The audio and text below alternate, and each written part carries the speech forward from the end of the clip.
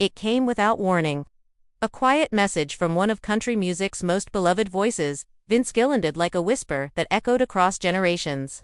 His final letter wasn't loud or dramatic, but it carried a weight that left fans stunned. After decades of giving his heart to music, Gill's heartfelt note marked a deeply personal farewell. There were no press conferences, no tearful interviews, just words on a page that felt more like a soft goodbye than a retirement. It wasn't just what he said, but how he said it. There was gratitude, sorrow, and something more final than anyone expected. It left the music world reeling, not with shock, but with deep, aching sadness.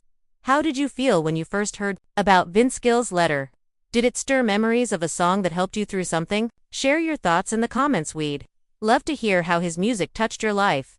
Vince Gill's journey began far from the bright lights of fame in Norman, Oklahoma, where a young boy with a guitar and a gentle voice learned to make people feel. From his early days, playing bluegrass with Mountain Smoke, to fronting Pure Prairie League, Vince never chased stardom. Instead, he nurtured a quiet resilience that would shape one of the most respected careers in country music.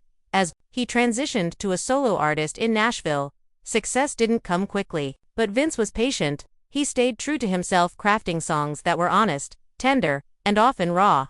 His breakthrough hit, When I Call Your Name, wasn't just a chart topper, it was a confession of longing that earned him a Grammy and millions of devoted fans. Through his voice, people found comfort, healing, and hope. Vince didn't need glitz or gimmicks. What set him apart was his ability to put life into song. He sang for the heartbroken, the hopeful, and the forgotten. And over the years, he became more than just a singer. He became a companion through life's hardest moments. For fans, Vince Gill didn't just tell stories, he told their stories. As country music began to change, so did its sound, but Vince Gill never followed the noise. While others leaned into trends and formulas, Vince stood firm in his belief that music should come from the heart. His songs were not about trucks or party nights, they were about life, love, loss, and redemption. And in that authenticity, he carved out a legacy that would never go out of style. In the 2010s, the rise of bro country left many longtime fans disheartened. Vince, never one for drama, quietly voiced his concern. He didn't attack younger artists, he simply mourned the fading of lyrical depth. To him, music wasn't about algorithms or branding. It was about connection. And he feared that the soul of country music was being replaced by something more hollow. Yet even as some misunderstood his message, Vince's commitment never wavered. He kept creating music that mattered. His songs didn't chase trends, they comforted the grieving, uplifted the broken, and reminded everyone of what music could be. In a world that often favors flash over feeling, Vince Gill remained a quiet guardian of something timeless. Behind Vince Gill's calm presence and heartfelt music lay years of private pain few ever saw. In 1997, he ended his nearly two-decade marriage to fellow musician Janice Oliver. There was no scandal, just the quiet end of a shared chapter, made all the more emotional by their history and their daughter, Jenny. For a man whose songs echoed vulnerability, this personal loss added a new weight to every lyric he sang. Soon after, whispers began surrounding his relationship with Christian music icon Amy Grant. Both were navigating painful divorces. And though they insisted their relationship began only afterward, the public was swift to judge. Amy's faith-based fanbase, in particular, reacted harshly. For Vince, it meant being pulled into a moral storm he never asked for, one that questioned his integrity and cast shadows over his intentions. But Vince didn't fight back with headlines. He stayed silent, letting time and music speak for him. He never denied the emotional toll or the mistakes he may have made, but he chose grace over gossip. Even in heartbreak and scrutiny, Vince Gill remained who he always was, a man who lived honestly, hurt quietly, and sang with the weight of 1,000 unspoken feelings. When Vince Gill's final letter was released, it wasn't accompanied by a press tour or dramatic announcement. It simply appeared soft, sincere, and devastating in its honesty. Fans weren't prepared.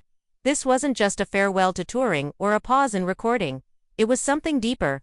A quiet, emotional closing of a chapter that had spanned decades and touched millions. In the letter, Vince poured out gratitude and grief in equal measure. He spoke of doubts, regrets, and the comfort his fans gave him in his darkest moments. He didn't blame or boast, he reflected on his early days in Oklahoma, his rise through hardship, and the emotional weight of always being seen but not always understood. His words were raw, yet never bitter. "You all gave me a place to belong," he wrote. In the noise, you gave me silence. In the chaos, you gave me purpose. The response was overwhelming. Fans wrote back in thousands, some sharing memories of how his songs carried them through loss, others simply saying thank you. Fellow musicians praised his humility. And Amy Grant, speaking softly, said, "This letter was his way of saying goodbye not to music, but to the weight of always being on." It was a farewell only Vince Gill could write, gentle, true, and utterly unforgettable. Vince Gill didn't leave with a spotlight or a grand stage. He left with a letter softly spoken, deeply felt, and completely his own. It wasn't about legacy or recognition.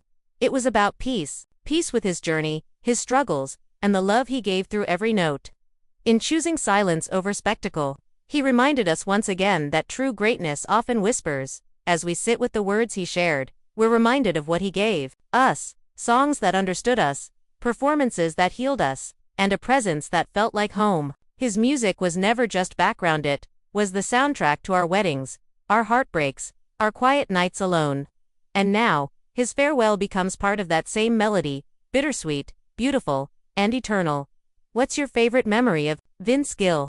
Is it a lyric that still echoes in your heart, or a moment you shared with someone while his music played?